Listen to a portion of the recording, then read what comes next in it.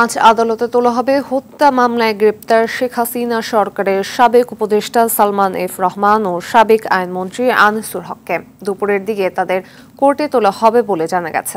গতকাল পালানোর সময় নারায়ণগঞ্জের পাগল বন্দর থেকে আটক করে কোস্টগার্ড।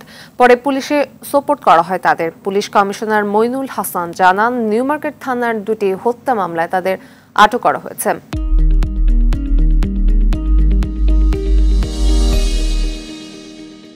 আন্দোলনের সময় ঘটা এই হত্যাকাণ্ডে তাদের বিরুদ্ধে প্ররোচনা দেওয়ার অভিযোগ রয়েছে। তবে আদালতে তাদের কোনো রিমান্ড চাওয়া হবে কিনা তা পরিষ্কার করেননি কমিশনার। গ্রেপ্তারের পর থেকে মিন্টু রোডের ডিবি কার্যালয়ে রাখা হয়েছে তাদের। এ বিষয়ে বিস্তারিত জানাতে এখন মিন্টু রোডের ডিবি কার্যালয়ের সামনে থেকে আমাদের সঙ্গে যুক্ত হচ্ছেন সহকর্মী সুমন তানভীর। তানভীর, তাদের কোর্টে কখন তোলা হচ্ছে এ বিষয়ে বিস্তারিত আমাদের জানাবেন।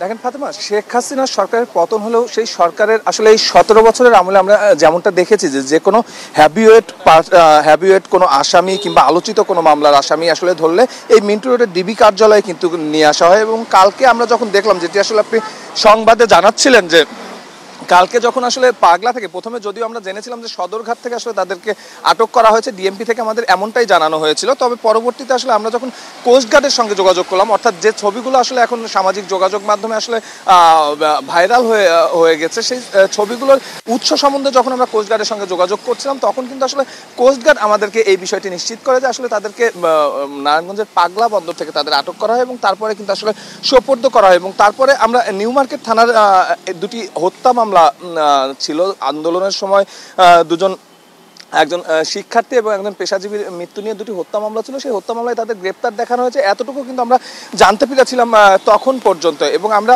যেটি দেখলাম যে আসলে কালকে মধ্যরাতে এই ডিবি কার্যালয়ে কিন্তু আসলে তাদেরকে নিয়ে আসা হয়েছে এবং এখন পর্যন্ত আমরা জেনেছি যে তারা ডিবি কার্যালয়ে আছে। আর আপনি যে প্রশ্নটি করলেন যে আসলে কখন তাদের আদালতে নেওয়া হবে, যেহেতু আইনের বাধ্যবাধকতা আছে যে 24 ঘন্টার মধ্যে আসলে আসামিকে আদালতে প্রডিউস করতে হবে, সেই জায়গা থেকে যেহেতু কালকে রাত্রে তাদের আটক করা হয়েছে এবং আজকে 24 ঘন্টার মধ্যে তাদের আদালতে তোলা হবে। তবে আমরা আমাদের নিজেদের সোর্স থেকে এখন পর্যন্ত যতটুকু জানতে পেরেছি যে দুপুরের দিকে তাকে আদালতে তোলা হবে। আর এই ধরনের মামলা যেহেতু তাদের নামে যে অভিযোগটি করা হচ্ছে যে সেই দুটি হত্যা মামলায় তাদের প্ররোচনার অভিযোগ আছে, সেই জায়গা থেকে তাদের রিমান্ড চাওয়া হতে পারে এমনটিও কিন্তু আমরা জেনেছি। তবে কতদিনের রিমান্ড চাওয়া হবে সে বিষয়টি কিন্তু এখন পর্যন্ত আমরা পরিষ্কার নয়। তো এই ছিল আসলে মিন্টুর ডিবি কার্যালয় থেকে আমার কাছে সর্বশেষ।